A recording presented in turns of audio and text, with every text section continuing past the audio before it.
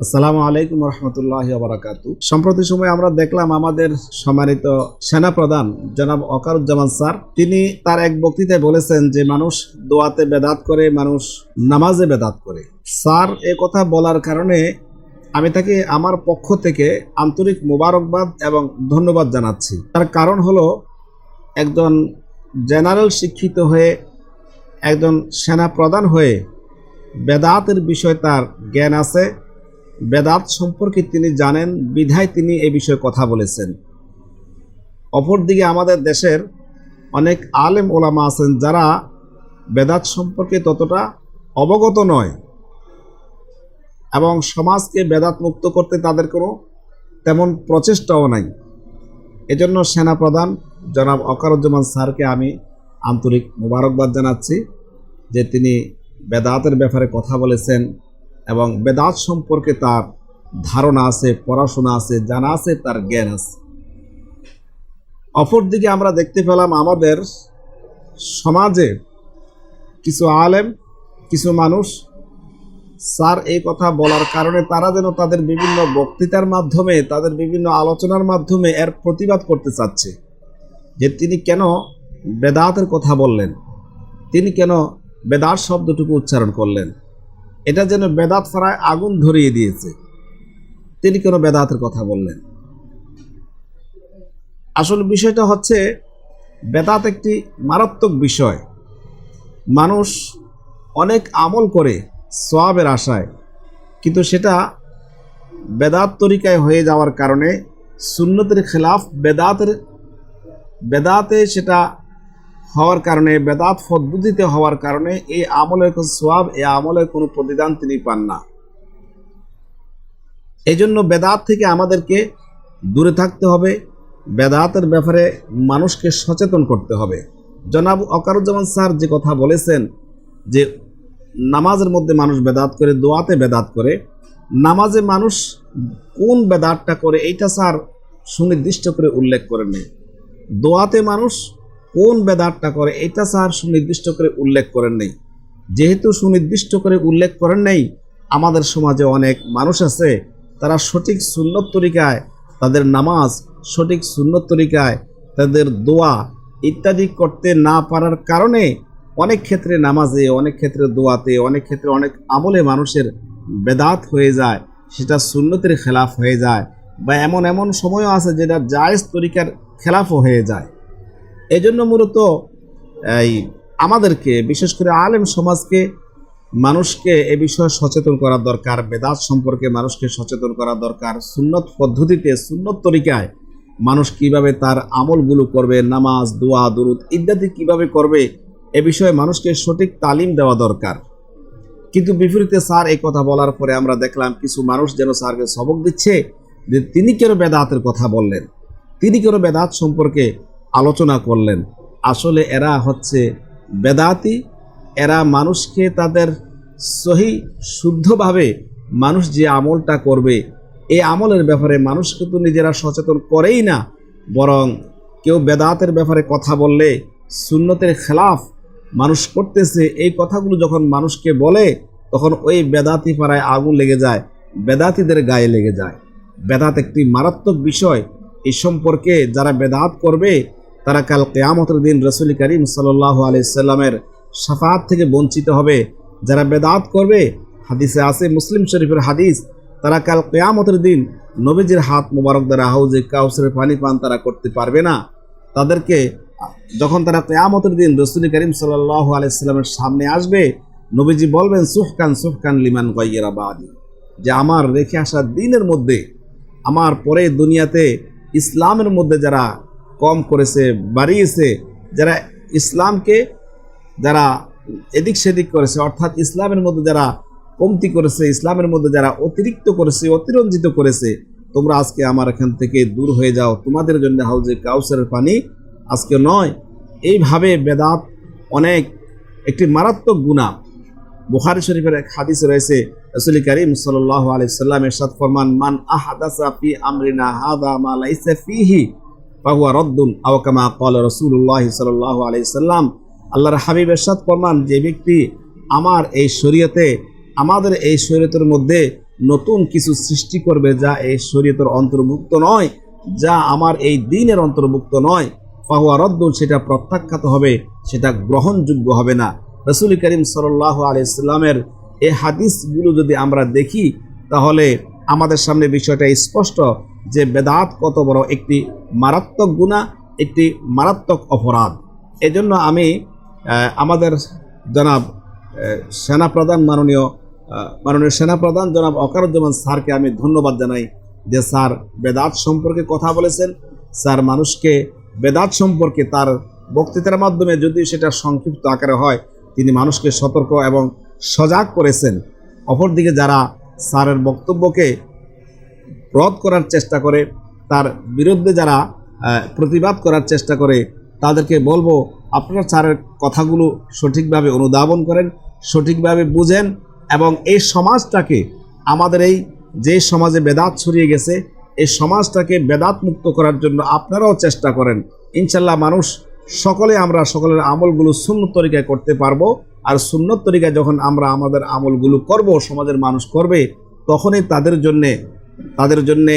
তাদের আমলগুলো আল্লাহর দরবারে কবুল হবে। রাসূল করিম সাল্লাল্লাহু আলাইহি সাল্লাম তাদের জন্য শাফায়াত করবেন।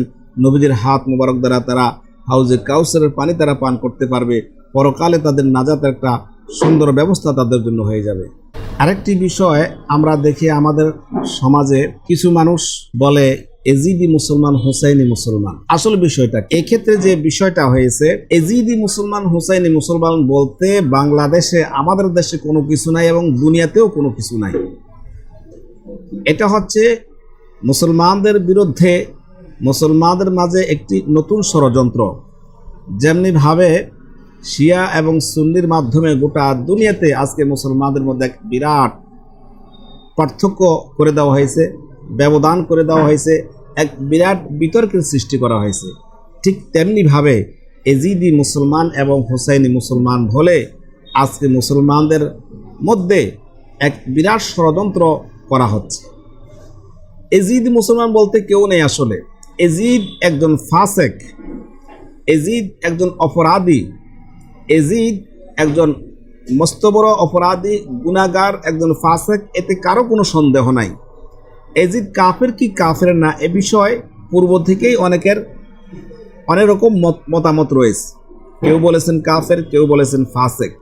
কিন্তু এজিদ যে ফাসেক, এতে তা কারো কোনো দ্বিমত নাই। সকল ওলামায়ে কেরাম, সকল শ্রেণীর ওলামায়ে কেরাম একমত যে এজিদ ফাসেক, এবং তার পক্ষ অবলম্বন কেউ করছে না। যে এজিদের পক্ষ অবলম্বন করতেছে, এজিদের গুণগান গাইতেছে, বিষয়টা কিন্তু এমন নয়। এজিদকে আন্তরিকভাবে সকলে ঘৃণা করতেছে।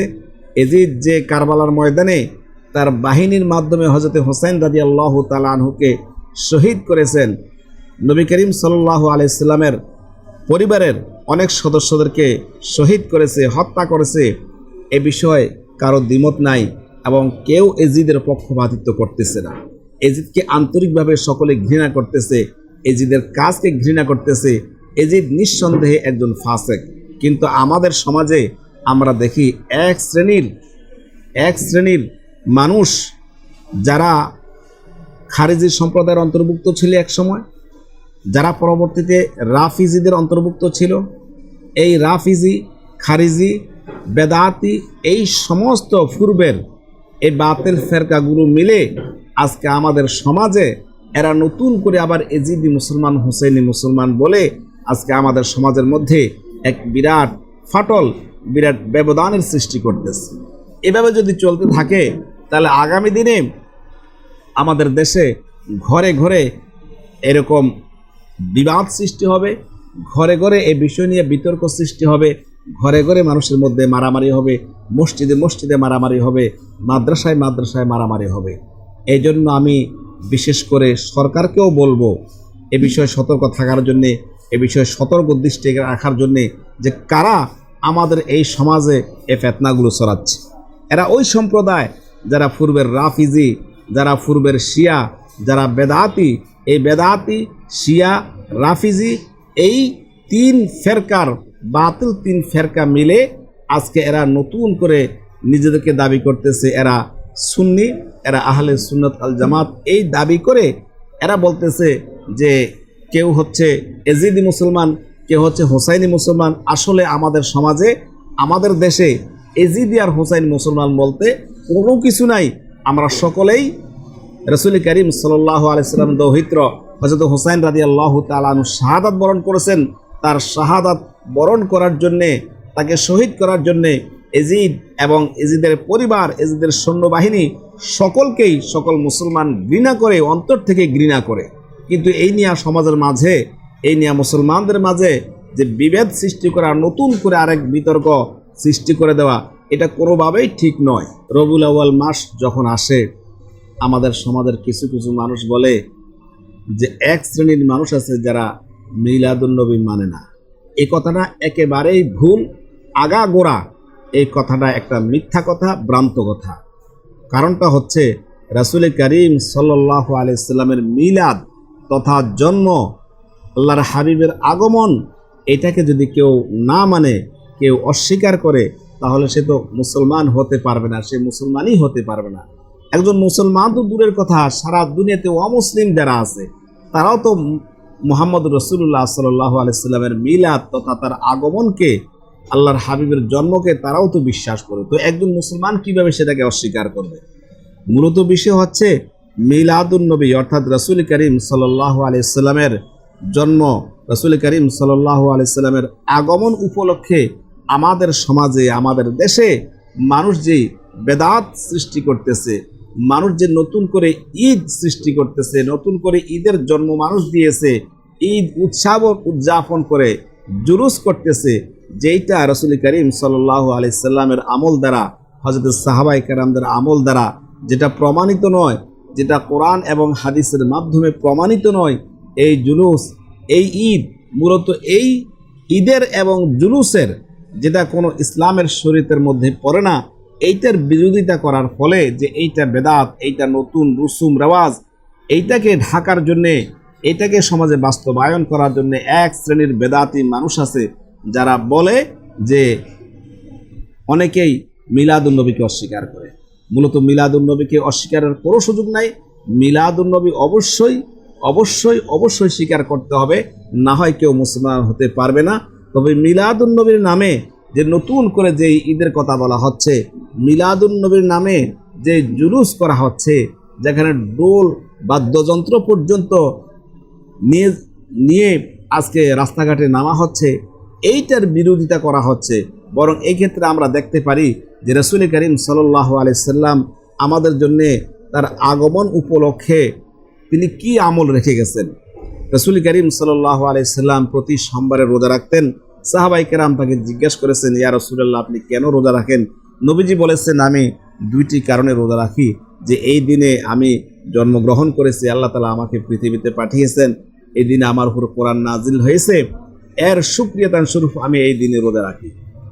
তাহলে রবিউল আউয়াল মাসে নবী করিম সাল্লাল্লাহু আলাইহি সাল্লামের আগমন উপলক্ষে আল্লাহর হাবিব সাল্লাল্লাহু আলাইহি সাল্লাম আমাদের সামনে যেটা রেখে গেছেন, সেটা হচ্ছে তিনি রোজা রেখেছেন। আমরাও নবী করিম সাল্লাল্লাহু আলাইহি সাল্লামের সে আমলের নমুনা অনুযায়ী সেই সোমবারে আমরাও রোজা রাখতে পারি। নবী সাল্লাল্লাহু আলাইহি সাল্লাম প্রতি সোমবারে রোজা রাখতেন, প্রতি সোমবারে তিনি রোজা রাখতেন তার আগমনের শুকরিয়াতার স্বরূপ। আমরাও নবী করিম সাল্লাল্লাহু আলাইহি সাল্লাম সে আদর্শকে গ্রহণ করে প্রতি সোমবারে আমরা রোজা রাখতে পারি। এবং আমাদের মাঝে অনেকে আলহামদুলিল্লাহ প্রতি সোমবারে রাসূল করিম সাল্লাল্লাহু আলাইহি সাল্লামের সেই সুন্নতকে অনুসরণ করে সোমবারে রোজা রাখেন।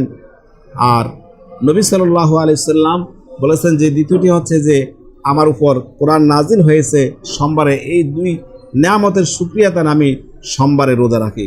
সুতরাং নবী সাল্লাল্লাহু আলাইহি সাল্লামের মিলাদ তথা শুভ আগমন, জন্ম উপলক্ষে যদি কিছু করতে হয় তাহলে সোমবারে রোজা রাখা, এটাই হচ্ছে বিধান, এটাই হচ্ছে নিয়ম, এটাই হচ্ছে সুন্নাহ।